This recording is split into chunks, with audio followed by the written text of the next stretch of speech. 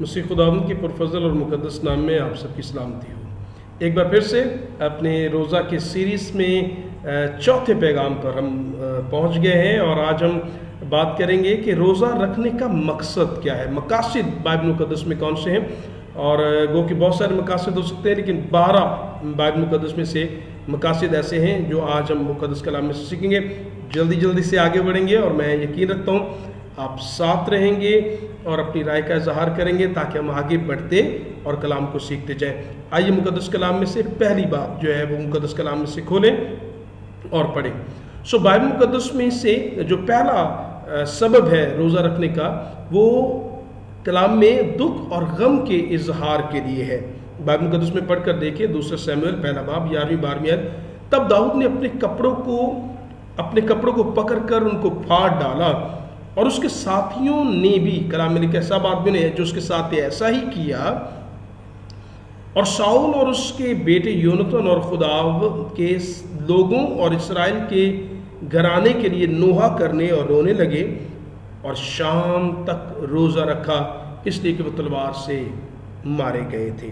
یہاں پر آپ بائبل مقدس میں پڑھتے ہیں کہ جب بزرگ ساؤل داؤد نے جب یہ جان لیا کہ ساؤل اور اس کا بیٹا یونتن، جس سے وہ اپنی جان کے برابر پیار کرتا تھا، عزیز تھا، لکھا ہے جب وہ ہلاک ہو گئے تو لکھا ہے اس غم کے، اس دکھ کے اظہار کے لیے لکھا ہے اس نے روزہ رکھا کہ خدا آئندہ اپنے لوگوں کو قیادت فراہم کرے،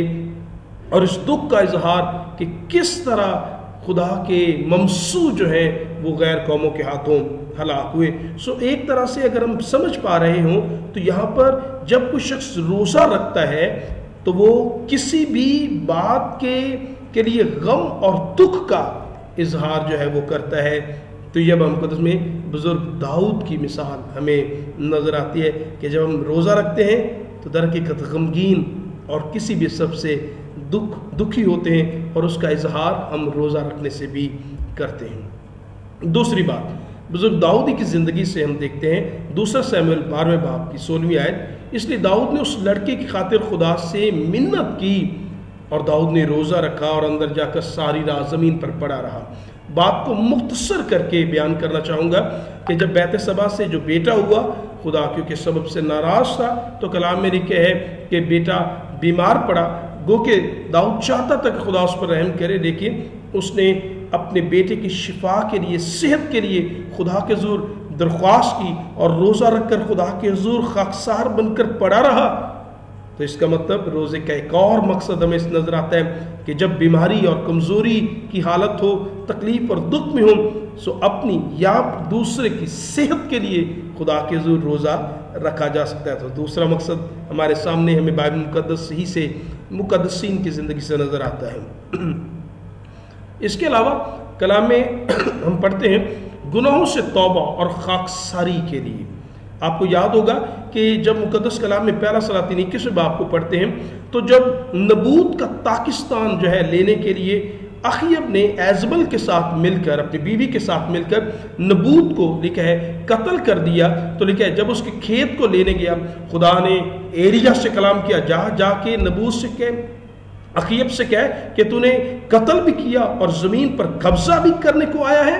لکھا ہے جب ایلیا نے اس سے یہ باتیں کی اور کہا کہ وقت آئے گا کہ تیری بیوی اور تیرے خون کو بھی جو ہے وہ کتے چاٹیں گے، اور خدا نے کہا میں تیرے گھرانے کا صفایا کر دوں گا، اور لکھا ہے اوپر سے لے کر نیچے تک، کوئی آزاد ہو، کوئی امیر ہو، غریب ہو، خدا نے کہا میں کسی کو جیتا نہیں چھوڑوں گا۔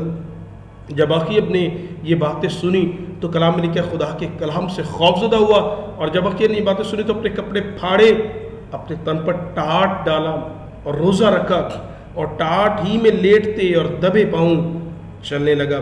ایک طرح سے روزے کا ایک اور ہمیں مقصد یہاں پر نظر آتا ہے، اپنے آپ کو چھوٹا بنا لینا، خاکسار کرنا، اپنے گناہوں پر نادم اور پشیمان ہونا، توبہ کرنا۔ ایک اور ہمیں بات نظر آتی ہے، اور آگے لکھا خدا نے اس بات کو قبول بھی کیا، اور خدا نے ایلیا سے کہا دیکھ اب کیسے اخیب جو ہے وہ خاکسار بن گیا ہے، اور خدا نے کہا اب یہ مصیبت اخیب پر نہیں بلکہ اس کے بیٹے سے پھر یہ مصیبت آنا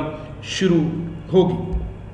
ایک اور بات यहोशपत बड़ा खूबसूरत यहूदा का बादशाह जिसने बड़ी ईमानदारी के साथ खुदा के हजूर अपने वक्त को गुजारा। लिखा है दुश्मनों से रिहाई और मुहाफ़ज़त के लिए रोज़ा। लिखा है यहोशपत डर कर जब 3 कौमों ने, लिखा है मुआब ने,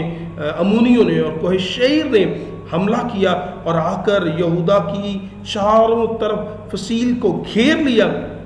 तो इतनी बड़ी फौज के सामने यहोशपत को लगा कि मैं बेबस हूँ। तो लिखा है वो खुदा का तालिब हो गया। और लिखा है और सारे यहूदा में रोज़ा की मनादी कराई कि खुदा अपने लोगों के लिए उठ खड़ा हो और अपने लोगों के लिए जंग करे, और खुदा जो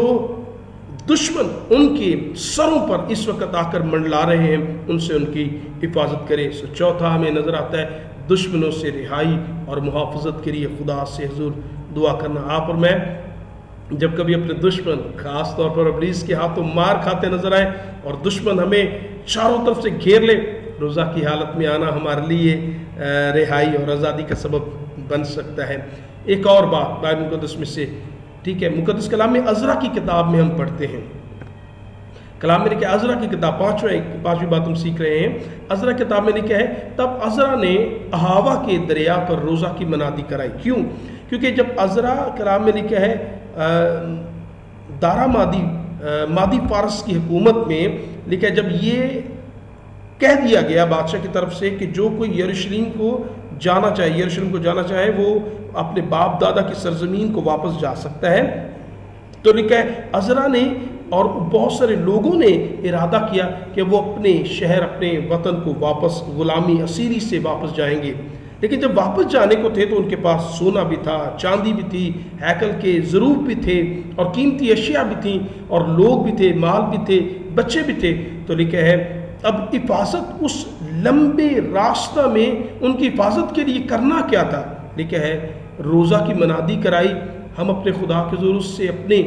और अपने बाल बच्चों और अपने माल के लिए खुदा से सीधी राह तलब करने को फरोतन बने,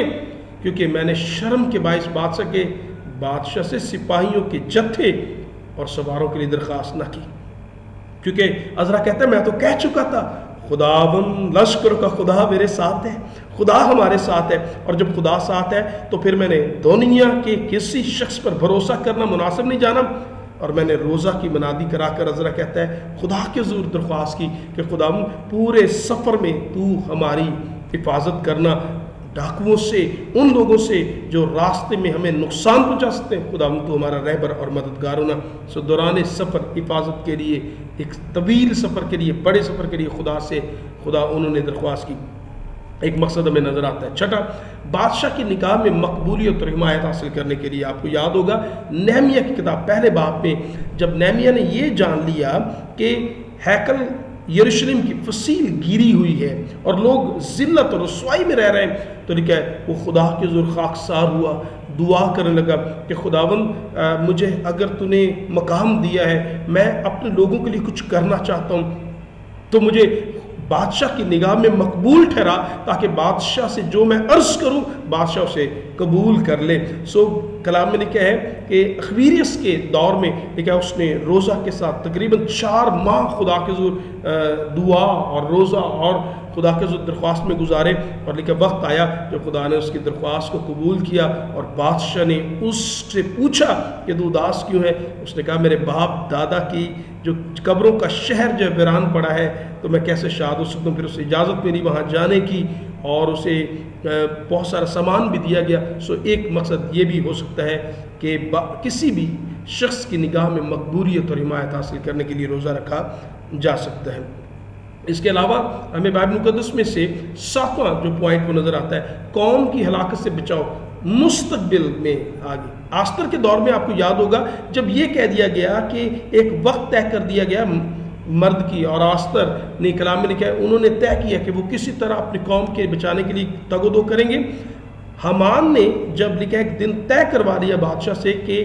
तमाम यहूदियों को कत्ल किया जाएगा, तो लिखा है आस्तर ने अपनी कौम की हिफाजत के लिए और मर्द की और लोगों ने रोज़ा रखा, जो आगे मुश्किल आने वाली थी उसके लिए उन्होंने रोज़ा रखा। दानियल की किताब 9वें बाब में एक 8वीं वजह भी नज़र आती है। लिखा है दानियल ने खुदा के ज़रूर मिन्नत की दरख्वास्त की, किस लिए? जब उसने ये देखा कि हैकल का काम जो बन रहा थी, जो हैकल काम शुरू होता وقتی طور پر بند ہو گیا ہے تو لکھا خدا کے حضور اس نے اپنے آپ کو پیش کیا اور لکھا خداوند کی طرف رخ کیا اور منت اور مناجات کر کے اور روزہ رکھ کے ٹاٹ اوڑھ کر راکھ پر بیٹھ کر اس کا طالب ہوا اور کہا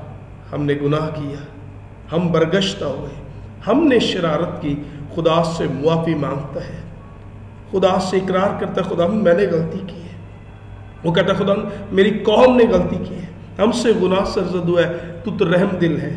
اے خداوند تو معاف کر۔ کتنا خوبصورت پیغام دانیل کی کتاب سے ملتا ہے کہ جب آپ اور میں کبھی گناہ کی حالت میں، ہاں خدا رحم دل ہے،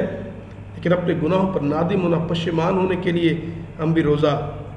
رکھ سکتے ہیں۔ پھر بائبل مقدس میں سے 9ویں وجہ بھی ہم دیکھتے ہیں، لکھا ہے خدا سے محبت اور عبادت کے